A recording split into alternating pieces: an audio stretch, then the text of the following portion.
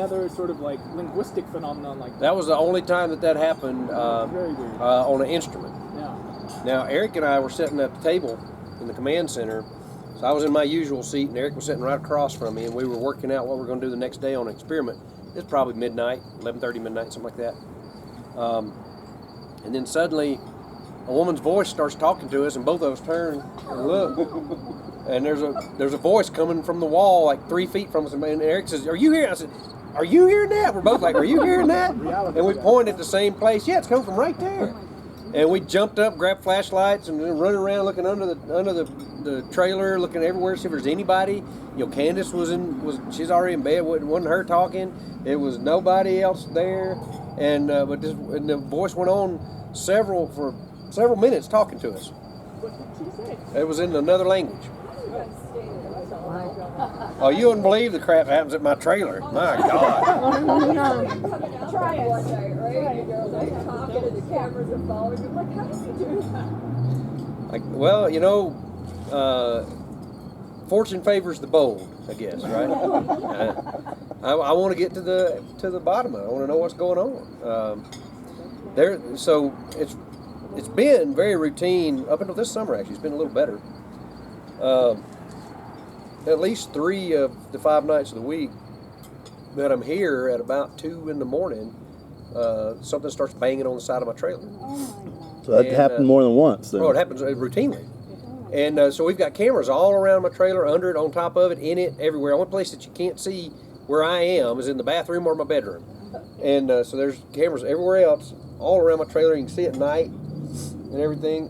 And it'll start, and I'll ask Siri what time it is, so we'll have an audible timestamp. And then I'll get the cameras out. I have a live feed. I can go on my phone. There's nothing. There'll be nothing there, and I'm hearing it, and it's so much. It's like that. The whole trailer will, something. And it's like there's a kid with a basketball, bouncing a ball against the trailer, routinely. Or when you're a kid, how you'd bounce a baseball or whatever and catch it, a rubber ball. It's what it sounds like is going on, but it's like a bigger ball, like a basketball. It's like moves the trailer. And Dragon's been over there before when they were doing stuff in the command center, and he was wanting to take a break, so he'd come crash on my couch. And he said, "Dude, I don't see how you sleep over here when that shit starts going on." And this year it's only happened 2 or 3 times so far, but we captured the audio, and there's nothing there. There's nothing in infrared. There's nothing and there's no physical mechanism for it to be happening, and that's the most odd thing. And sometimes when it happens, it'll last till 3 or 4 in the morning, and so there's not a lot of sleeping goes on Skinwalker Ranch. Are you guys being actively monitored by a doctor getting blood tests? I remember reading that there were autoimmune issues in some people who have through their branch, like a mysterious lupus kind of thing sometimes. Well, we have to be careful. Number one, you don't want to violate someone's personal HIPAA information, and 2, you can't have human subjects in an experiment.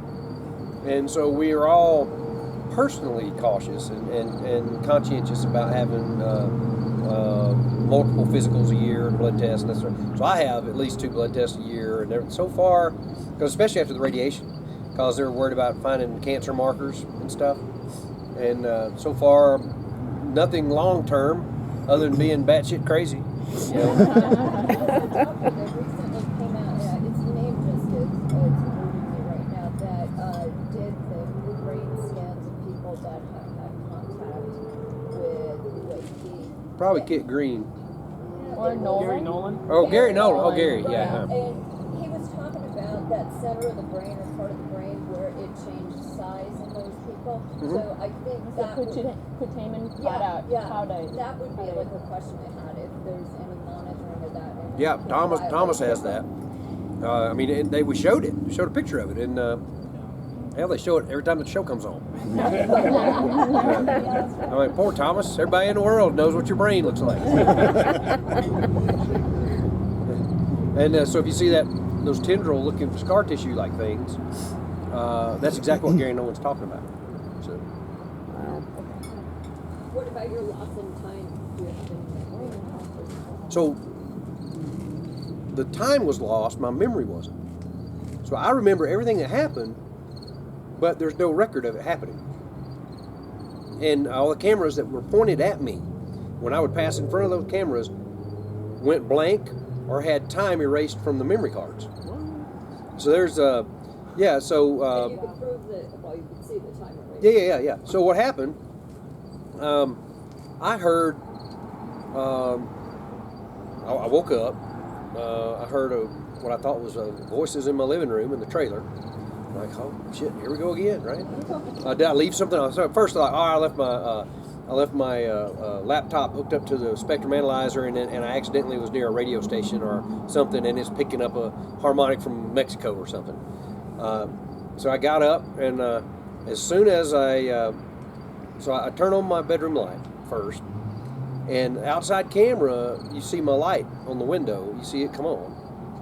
And then on the inside camera, there's a camera looking, it's like over my refrigerator, looking right back at my bedroom door. And then there's one over my TV looking back at the refrigerator. And so I come out, and there's a sliding door, and you see my fingers come through the sliding door, and the door move about an inch, and then that camera turns black. All right, and then what I remember doing, when I told the guys what happened, was I got up, I walked down the stairs. There's two steps to the living room, and then I looked at my laptop, made sure nothing was there. It's not on. I flipped it closed just to make sure, and I even unplugged it. And then I walked over. I looked around, looked up at the cameras, make sure there wasn't some weird thing going on with them. Then I decided maybe it's outside. So I'm standing. I'm like, I'm in my underwear and my t-shirt, and I open up the door, and I was just gonna peek my head out, and because there's a bunch of cameras out there. And when I did, the wind caught the door, boom, slammed it open, and those trailers have a magnet that hold the door open if they go all the way open. I'm like, well, hell, I gotta go. So I walked down in my underwear out there, and I got the door, and I pulled it to, and I just kind of smiled for the cameras. And I pulled the door to, and then I looked around, nothing happened. I went, and then I went back to bed. And so I told the guys about it. We were gonna look and see if we could find anything, scrub the footage and all that. And so we go to the exact moment when we see my light come on, and we see my shadow go by the window, and you hear the door starting to open. And then when you look at the inside camera at that moment, as soon as it comes open, it goes black. Stays black for 27 seconds. Then as I come down the stairs, we're still, well, the other camera will have it. As I come down the stairs, and as soon as you see my shadow start to come out around the corner, this camera goes black as I come out. And then all of the cameras outside that were looking that would have seen the door open, all of them were missing 14 seconds. And then they all started back normal, working normal as soon as what you see in the other camera, it comes on, you see the light behind the door as that door slides back to. And that's when that other camera that could see my bedroom door comes on. And now all we can prove is that I did get up, because the outside camera saw my bedroom light come on, and you could hear my door opening, and you can see my door starting to open and close. But the cameras went black, or the actual time on the memory card was missing. 27 seconds is missing. So how do you do that, right? How does that happen? We've seen on the live feed on the website out at Homestead 2 that the clock out there keeps getting confused, and it's either behind or ahead or just off. So there's something about time and how we measure time on the ranch that's confusing. Having a straw man could read. When I'm watching the live cam, it seems like we see a lot more meteors than I do elsewhere. You see them all the time out there. Yeah, what's up with that? Seeing conditions. I just suspect it's seeing conditions, right? Because there's not a lot of light pollution. The only light pollution is when they burn off the wells, or if something. There's nothing in Roosevelt that's very bright, and Vernal here is 30, 40 miles away. So it's really weird that that first year we saw the mesa light up, and it looked like there was a spotlight doing this, and I was like, is there a used car lot on the other side of the mesa? Like, there's nothing on the other side of the mesa, right? It's the Indian reservation there. and Hickens land, and then Moonshadow Ranch over to the west. But yeah, the things that happen that you would want to explain away with you know, a used car lot or whatever, it just, you can't do it.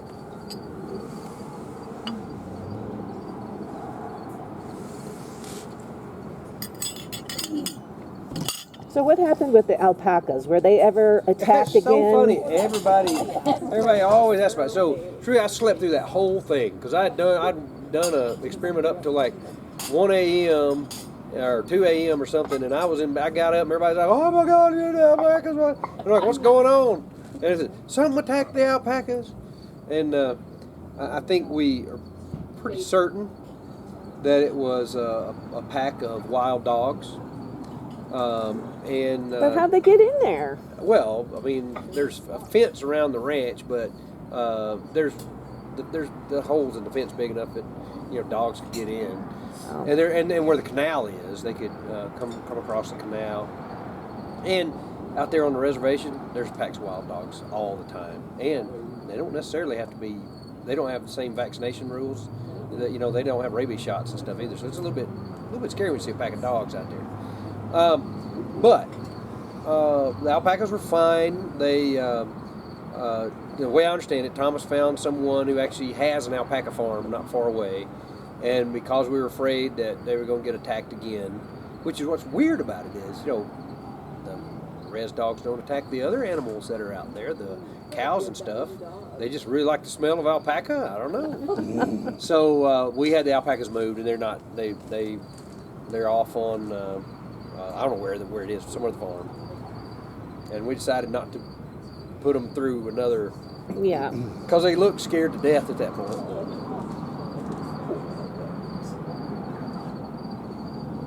But everybody always asks about that. I know, they're so sweet looking, you know, and then they were attacked. It's like, oh no. Yeah, we should have got llamas. They would have beat those dogs to death. I mean, that's what we do in the South, in the cattle farms, keep coyotes and dogs from getting on the cattle, is put a donkey out there with them. And a donkey will kill anything, you know. And here llamas are kind of like that.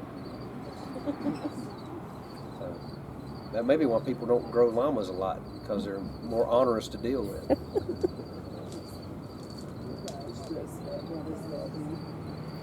So y'all had a doctor on the first season. He was the one that said, "Don't open that," and you wouldn't open it. And you got Jim the big- Scala? Yeah. What happened to him, or why don't they have another doctor on there? Well, Jim wasn't a medical doctor. He was he's a physicist with a medical radiology degree also. Oh. So it means he could interpret X-rays and things like that, and MRIs and that sort of thing. But he had some other personal obligations opportunities, I think, that he had to choose on, and he chose to do those others. Okay, so he didn't get scared off. But I still talk with Jim all the time. He's a great guy. No, he didn't get scared off. No, he's still very interested and excited about the whole thing. In fact, he's invented a sensor that I think he had out here at the Phenomecon last year. He was showing people and I actually have one of his sensors in my house. It works really well. Oh yeah, somebody was asking about that online if they were selling them here. Oh, he may be. I don't know. The Facebook thing. Somebody was asking, like, what is that? Who's asking him? It was not me, but I saw it. So here's a weird question. Like, none of these have been weird yet. No, they haven't. If a portal opened up, would you walk in it? Yeah, I probably would. If I'd throw a rock or two through it first and see what happens. But on the last season, I believe it was, when I told somebody, I said, I was just messing around with it. A portal opens up, I'm jumping in it. Well, my dad said when him and my mom were watching that episode, that my mom stood up and said, "The hell you are!" I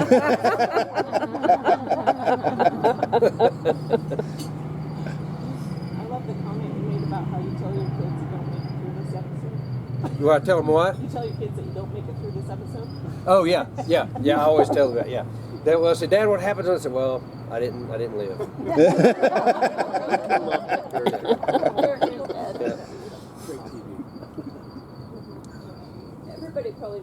What branch of the military were you in? The Army? I worked for the Army, yeah. I had 27 years with the Army. I started working for them when I was 17. Wow. And they paid my way through school. A lot of it. Not forever, did they? That was a lot of school. Yeah, they paid for all of it. Wow. And how'd you get so many PhDs? Government paid for it. Staying with it. Well, the trick is, I discovered that if you stop, you'll get comfortable not going to school and doing the work and learning the new things, and you got to be some. It's like sometimes you need that pebble in your shoe to keep you on your toes, and so I always wanted to not let age like overcome my knowledge, right? If if you're working it, you still see that. But think about it. I'll give you a perfect example. When I was in undergraduate school, I learned Fortran and assembly language. When I was in high school, I learned BASIC. Yeah. Those were great languages. Why do we not still use those languages, right? Now, then people started using C and C# and C++, and those suck. Those I don't like those at all. Now everybody's using Python. Well, I actually like Python. It's actually closer to like Fortran or BASIC than but it's got this. Whoever writes these languages come up with the goofiest syntax for things. It makes it complicated. They overcomplicate the languages. But if I didn't continue to take classes or teach classes or at least sit in with professors or whatever, then I'd be afraid that I would the knowledge I have while still being relevant wouldn't be as up to date, or I wouldn't be as it's like like while George Foreman was one of the greatest boxers to ever face Ali, he would need to do a little bit of training before he'd get back in the ring with anybody even half that level. Right? Thank you very much. Yeah. And so it's kind of, I treat it like training, and I just enjoy it too. I got a quick question, and this doesn't have to do with just your thoughts on it. I've read some articles recently about what's called the Solarian hypothesis, about previous advanced civilizations on Earth, and how there's a distinct possibility, because after 4 million, 5 million, 10 million, 30 million years, almost nothing exists. Have you have any thoughts on that? Well, Eric's a big fan of that. Specifically the Solarian hypothesis. So the Earth is about 4.5 billion years old. Up until ancient aliens. Eric von Daniken, at least, people accepted that the pyramids were made for King Khufu, and that put it 4,500 years ago. Well, as ancient aliens and Eric von Daniken and others, started going through the history on it, they realized that, the dude was in the pyramid and hadn't come up with any information. There were no hieroglyphs or petroglyphs or anything in there. No writing on the walls anywhere in the thing. And then suddenly he's like, I'm going to lose my funding if I don't go back with a report on where these things came from. And then magically he finds written in a paint, not as a hieroglyph, the glyphs for Khufu. Right? Not scratched into the wall, not chipped in a very accurate way, but like graffiti almost. And so he gets notoriety for discovering, the pyramids were built for Khufu, and so that tells us they're 4,500 years ago. Now we're finding, as we uncover around it, there are documents, there are artifacts that date more than 10,000, maybe even 12,000 years ago. And they say, there were no cultures around on the planet. This is what the history books say. No cultures around the planet that had that kind of architectural capability. Then suddenly, there's Göbekli Tepe, and it's 12,000 years old at least, and it's huge megalithic, monolithic structures, right? And so it tells us that the mainstream, or whatever you want to call them, history books and the history researchers have been baffled by their own bullshit. You know, they're literally believing each other. They're just getting together and say, well, we believe it's this. And the reason why they do is because, you know, they find a pot that they can date to 4,000 years. Oh, well, this pot's here 4,000 years. It must have been it. Oh, there's no way that somebody came and camped out by this big, huge-ass bunch of rocks piled up in the middle of the desert and forgot their pot when they left. There's no way that happened, right? And so a lot of it makes no sense. And I think, and one of the other things we've discovered from a geophysical phenomena is that the poles do shift on the Earth. And we don't know if it's just the actual magnetic pole shift or the entire Earth is shifting, but the Earth is precessing in such that the poles are getting further and further away from wherever it used to be, meaning that it actually may physically rotate every so many millions of years, which would cause cataclysmic upheavals. I'm thoroughly convinced that it's highly possible, perfectly likely or possible, that civilizations rose and fell due to huge cataclysmic upheavals that's happened through the geology, maybe asteroid impacts, super volcanoes exploding, you know, things like that throughout history. So, I mean, it would be silly to think that, there's been nothing here on the planet for anything more than, you know, a few tens of thousands of years, and it just doesn't add up. The changes in the genome, the way they suddenly changed 10,000 years ago, and now suddenly there was no Rh negative until suddenly it appeared on the planet. When the other Rh factors have been here for millions or a million years or whatever. A lot of these things seem odd. And what's weird to me is why you find glyphs that in ancient Sumeria, for example, that describe the Anunnaki coming down and manipulating the genes of the people to use them as slaves. Why do history professors throw that away? Why will they not accept? Because it's outside of what they want to believe? Well, you know, science doesn't care what you want. It either is or it ain't, right?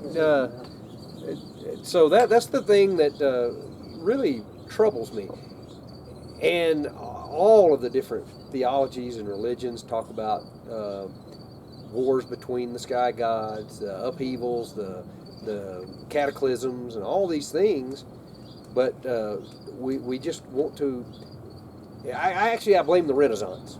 I blame the Renaissance for where we are right now, because during the Renaissance we separated anything of mind, consciousness, and religion and spirit away from physical, mechanical science, and that you can't any of that. Oh, that's spiritual. That's not science. That's philosophy, metaphysics. Well, something has to describe the physics of the stuff happening in your brain that creates your consciousness. And to say that that's spirituality and we don't talk about it is stupid. And it's literally, it's a very strange and odd thing that we did to science in the late 1600s. And it's coming back around though. Quantum physics, we're finding out what your brain has impact on the experiments you do. Hell, you can ask people on the internet to think of the number 33 and kill a damn gamma ray detector, right? So that's not spiritual. There's physics that explains that. And my book, The Science Behind the Secret, goes all in about the physics of that, and at least in the popular science level of explanation. I didn't get into the math because I wanted everybody to be accessible to everybody. So I really blame the Renaissance for us being in that situation, unless there's some other more conspiratorial, religious thing. The Vatican didn't want us to read the Dead Sea Scrolls or whatever. Can I get another Diet Coke? What's that? It was actually 1,000 years of prison of dog. Yeah, right. Just a theoretical question for you, like you think about the fact that more and more people are now saying they're really, like everyone's seeing things. Okay? Because, now I realize we have our phones now, our technology, but do you think it's because we are being visited more now, or that people are just seeing it more, or there's another phenomenon going on? Well, it's a good question, and It could be sensor bias, as you kind of brought up. You know, everybody's got phones now that can take pictures, and people are less concerned of being called a crackpot because it's becoming more mainstream. You know, in fact, the Navy's admitting to it. It could be that. It could be sensor bias, right? It could be that it comes and goes in waves. I don't know. A friend of mine, really brilliant physicist, he studied UFO reports from the 30s up through modern day, and it seemed that they would come in waves that would last 4 or 5 years. Then there'd be a lull. Then there'd be another wave of them, and it seemed like that. And was that stimulated culturally, or did this stimulate the culture? And it's all you can do is say it's correlation. We don't know what the causation is. So I don't know the answer to your question. It's possible that we're in the middle of a wave. It's also possible that it's just our cultural bias isn't as bad as it once was, to the stigma of saying you see something. Well, I know that during after World War or during World War II, there were a lot of things going on, a lot of sightings and everything. And you know, I just didn't know if maybe because we're getting more technologically advanced, if they're watching us more, if they're paying attention. Well, let me tell you how technologically advanced we are. Well, in more than we have been, in 1969, on July the 20th, we put man on the moon. And we haven't been able to do that since 1970, and we are attempting to even just send a ship back this week, and we have to scrub the launch every time. So we're really not that technologically advanced, and I don't buy honestly, I think it's people not understanding the physics of nuclear weapons when they say, "Oh, the aliens are concerned that we've got nuclear weapons." Hell, aliens are traveling from one star system to another that would take more energy than a star. You know, a nuclear weapon, the sun would laugh. It wouldn't even hiccup if you threw the biggest nuke we ever built. Hell, if we threw all the nukes into the sun at once, it wouldn't even know it happened, right? It wouldn't even be a gnat to the sun. So I really, I did a calculation in my Alien Invasion book that if you were traveling just 10 times the speed of light, and you ran into a speck of dust that is the smallest speck of dust human eye could see, so about the width of a human hair, 50 microns, 50 millionths of a meter in diameter, and it hit at 10 times the speed of light, the energy imparted to the whole of the spaceship would be 10 times the energy released from the largest nuclear weapon ever detonated, and that would be the Russian Tsar Bomba. And so they would have to have either shields, or material science that we don't understand, or a way to avoid getting hit by dust, as they fly through the universe, which we'll have to figure out if we're ever going to do it. So I just don't buy that they're interested in our nuclear weapons. Now, they might be interested in the nuclear material because they might eat it, they might absorb it, they might be like that episode of Star Trek where they had to go to the nuclear vessel and recharge the dilithium crystals, right? But I don't think it's because they. Yeah, are they? Do they care about us? Do they? Like a petri dish, like people talk about, Yeah, I see it like in Hitchhiker's Guide to the Galaxy that as they were building this, as they were building this galactic highway, and the Earth was in the way, they had to excavate the Earth, and when the Earthlings complained, they said, "Well, it's been on record for 1,000 years at the Central Galactic Municipal Court, and you guys have never showed up to complain, right? When we build highways, we don't care about the ants and the and the prairie dogs and whatever else we push out of the way." So yeah, go ahead. I've actually heard a really great theory. So I'm woo and proud. So, woo and proud, is that what you said? But I've heard this theory from more than one spiritual teacher, and that is, if we live in a multidimensional world, then it's very possible that the existence of Earth depends on the interaction or overlap of each of these dimensions, so we can all affect each other. So, and there's a famous occultist in England, G. Gray, and he was alive before and after the nuclear bombs existed. So he used to practice magic, do all that weird stuff, and he made a statement once that Magic with a K or magic with a C? okay, Okay. and he made a statement once that the energy in his rituals changed significantly after nuclear bombs. It was interesting. So I like that multidimensional. I'd like to overlap see theory. if Dean Radin has done any analysis of that. You guys familiar with Dean Radin?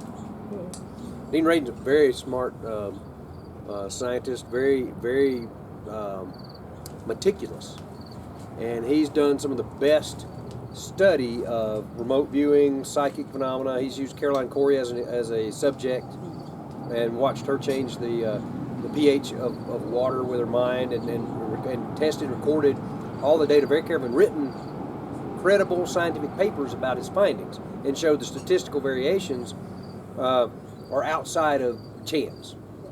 And and he's done a lot. He's looked into a lot of phenomena like that. So it'd be interesting. I don't recall him ever mentioning that. And I think I've listened to all of his books. It's 3 hours between here and Salt Lake City, and I drive that at least twice a week. And so I listen to books. I've listened to all. So if you look up Dean Radin, his audio books or his books, and they're really interesting.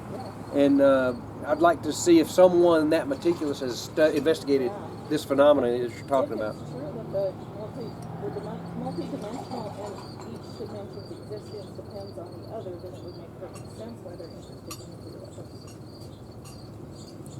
Guys, I got to tell you, I've got to be wheels up at no later than 1:45. Because I'm supposed to be filming at 2:30, and that's all the way back at the ranch. So. I have a question. It's kind of personal, I guess. So you said you weren't religious growing up, and I just wondered if everything that you're seeing makes you more spiritual or see things in a different way. I just don't want to answer you on that. Well,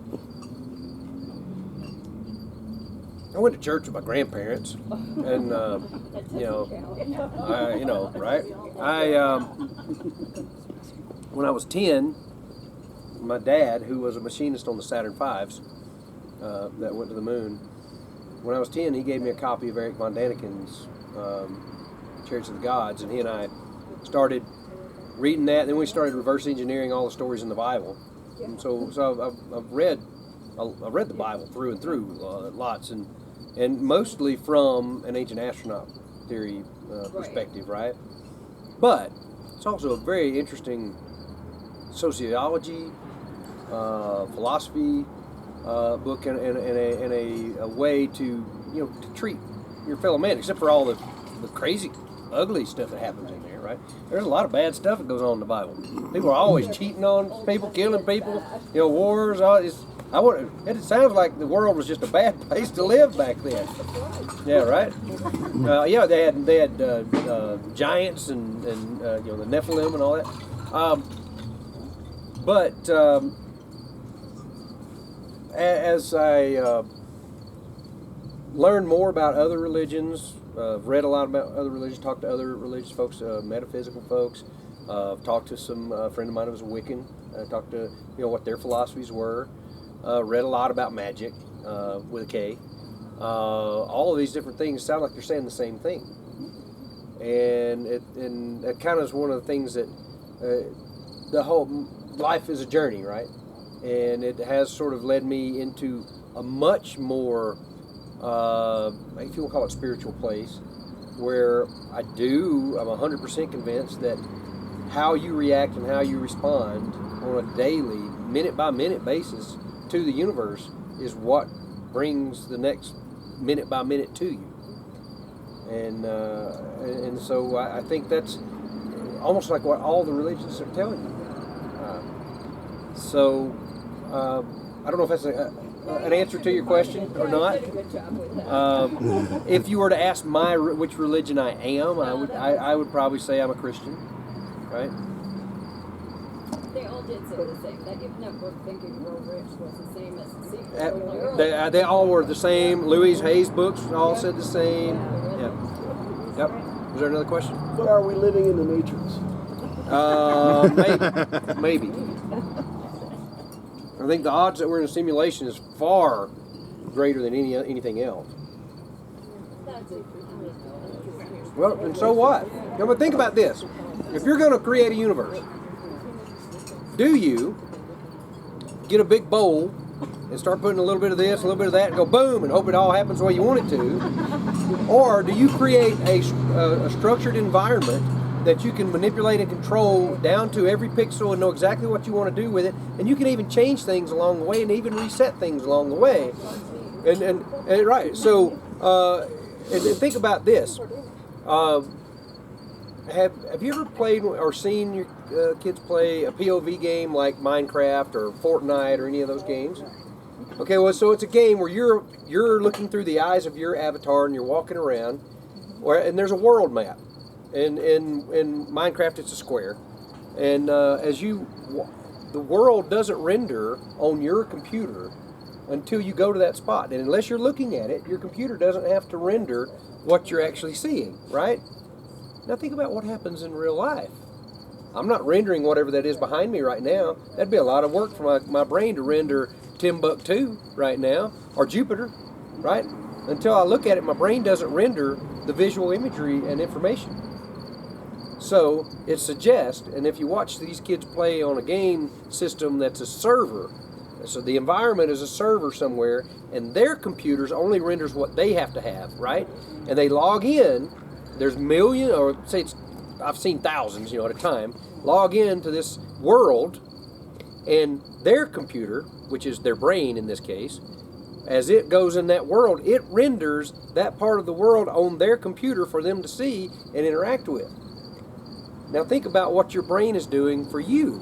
You're not rendering what I'm rendering right now. I'm rendering you and that tree behind you.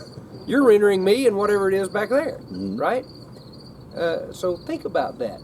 So there are a lot of pieces to our interaction that really suggest our universe works a lot like a simulation system or a video game type system. Well, and there are animals that can perceive like colors. Right. Well, we only see this much of the electromagnetic spectrum. There's so many things that we can't see. There's reality all around us that we're not aware of, that we haven't evolved to be aware of. Now think of this aspect to it too. There was a period about a billionth of a second after the Big Bang that the physics operating in the universe wasn't correct. And so the universe adjusted itself, and suddenly the physics was different. Have you guys ever heard of this? Called the inflationary period. Well, not what we're currently going through economically. There's a period where everything was gas and subatomic particles, and then suddenly matter could form, and the laws of the universe changed. Well, if you start a simulation and it's not going the way you want it, and you need to change the physics engine of it such that you can direct it to evolve in the way you want it, you just stop the program, go in, change some code, or just, even while it's running, change some code, and things happen. And the server owners in these video games do this all the time. They'll suddenly give one guy the ability to take 10 hits, or the ability to fly, or to shoot flames out his butt, whatever, right? Guys, I'm going to go ahead and kind of eat. Yeah, go ahead and eat. Go really soon.